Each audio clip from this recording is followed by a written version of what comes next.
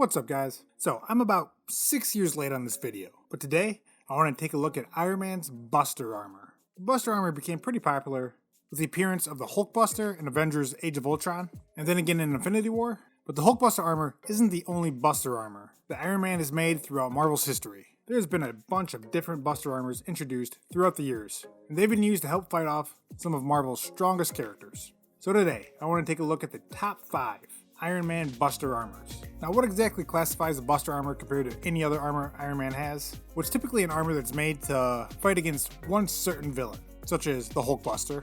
So in this video, I'm only going to be using armor that Tony Stark himself has deemed a Buster armor. Okay, so let's get into this list. Starting things off at our number 5 spot is Armor Model 65, the Ultron Buster armor. Now, the Ultron Buster armor is a bit of a pet project for Iron Man. He was working on it long before he actually had to use it. And one thing to keep in mind is that in the comics, Ultron was not created by Tony Stark, like in the MCU.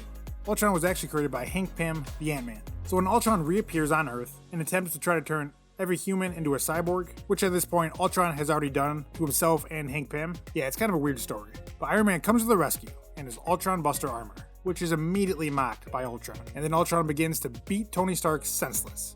I mean, Stark doesn't even get any good hits on him. And eventually, Ultron actually merges Tony with his armor, making him into a giant monster-looking cyborg.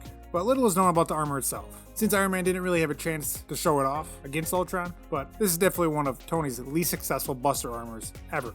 Coming in at number 4 is the one that started it all, the Hulkbuster armor. So the Hulkbuster armor first appeared in Iron Man 304 in 1994.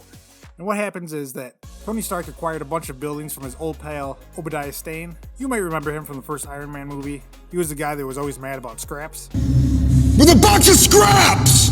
But one of these buildings that Tony has bought, it used to be a building that manufactured gamma bombs for the US military. And after the contract expired, the building wasn't properly disassembled afterwards, and Tony realizes that there's a certain person with anger issues that received his powers from a gamma bomb who won't be happy to hear that this factory exists. So Tony travels to the factory, opens up a package, and dons the Hulkbuster armor for the very first time. And it doesn't really give us any details on what makes this armor any better than any of Tony's other armors, other than it's bigger. But as predicted, the Hulk arrives to the factory, and keep in mind that this comes at a time that the Hulk has the intelligence of Bruce Banner, much like you see Hulk in Avengers Endgame, and this has happened a bunch of times in comics. Anyway, Iron Man and Hulk begin to fight, and it's a pretty evenly fought battle. They exchange blows, while like gentlemen still engaging in dialogue. And at one point in the fight, Iron Man actually tells Hulk that he's willing to tear the building down, and Hulk says, okay.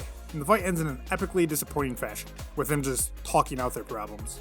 Luckily, readers really like the idea of the Hulkbuster armor, so it's made numerous reappearances. But here's the thing, Marvel, especially in the last 10 or 15 years, has drastically increased the strength of Hulk, and the Hulkbuster armors typically don't keep up very well. And before I get to number 3, I feel like I'd be doing you a disservice if I didn't at least mention the Wakanda Hulkbuster armor that Black Panther made, which looks way cooler than Iron Man's. Now, Black Panther made this armor to actually battle the Amadeus Cho version of Hulk, which is a new, younger version of Hulk that has a frohawk. And although the Black Panther's version may look a lot cooler and is made of vibranium, it still resulted in a major failure, with the armor's arms being completely ripped off. So yeah, the Hulk's pretty strong. Our number 3 Buster armor was also made for a certain green foe, Armor Model 57, the Fang Fu Buster armor, or simply FB3. Now, for anyone who doesn't know who Fang Fu is, he's the giant green dragon you might have seen in Marvel. He's an old school character. He actually first appeared in Marvel Comics before they even began their superhero age of comics back in 1961. And he actually, kinda, has ties to the MCU now. Because in comics, the Mandarin actually stole his 10 rings out of the ship of Fang Fu. Although I'm going to take a guess now that the MCU have a different origin story for the rings. Anyway, Stark developed this armor obviously for one foe in mind, the Green Dragon. And it is a massive armor. It stands 20 stories high and has to be assembled in pieces. The armor itself grants Iron Man additional strength and the ability to shoot electrical discharges out of his hands. And although its size is very impressive, it gets destroyed with ease by Fang Fu. And Tony even admits, while ejecting out of the armor, bigger doesn't always mean better. Alright, our number 2 spot goes to Armor Model 22, the Thor Buster suit, which first appeared in 2003. Now this is a really cool suit, however, it wasn't even Tony Stark's idea. The idea for the suit actually came from Dr. Doom. The whole reason this came about is because Thor was basically starting a war in Europe. Iron Man asked Thor to stop, but Thor insists on getting involved. And Tony Stark, knowing he doesn't really stand a chance against Thor, especially in just one of his baseline suits, leaves, and while he's headed back, gets the message from Dr. Doom. So the suit itself is designed after the Destroyer armor, that you might remember from the first Thor movie. And the suit is powered by an Asgardian crystal that was actually a gift from Thor to Iron Man, hoping that Tony could use this crystal as a source of clean energy for Earth. So instead, Tony uses it as a weapon against Thor. The suit is pretty OP. The crystal essentially gives Iron Man the Odin Force, which, if you're not familiar with the Odin Force, it's basically just a plot device to let Odin, Thor's father, do whatever he wants. It's really, really powerful. The suit is so strong that it's actually able to stop Thor's hammer in mid-flight. Thor is actually able to hold his own against Iron Man, even with this suit on, and unfortunately, the goody two-shoes Captain America has to intervene and break up the fight before we could actually see who wins this fight. And finally, coming in at the number 1 spot, Armor Model 63, better known as the Hulkbuster armor.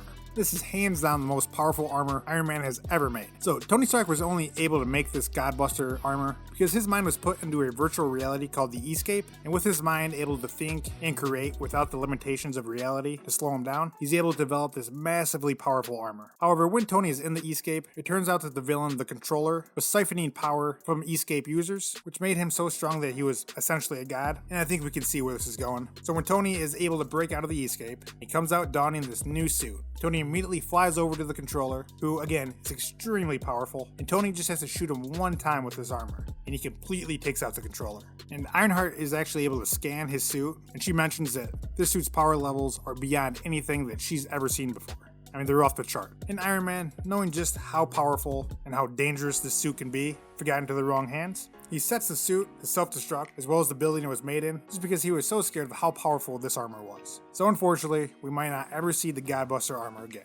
But it's comics, so you probably will. Alright, that's going to do it for the top 5 Iron Man Buster armors. If I missed any, let me know in the comments. But I'm going to wrap this video up. Hope you guys liked it. If you did, make sure you slap that like button. If you want to see more videos like this, make sure you subscribe. And see you guys in the next one.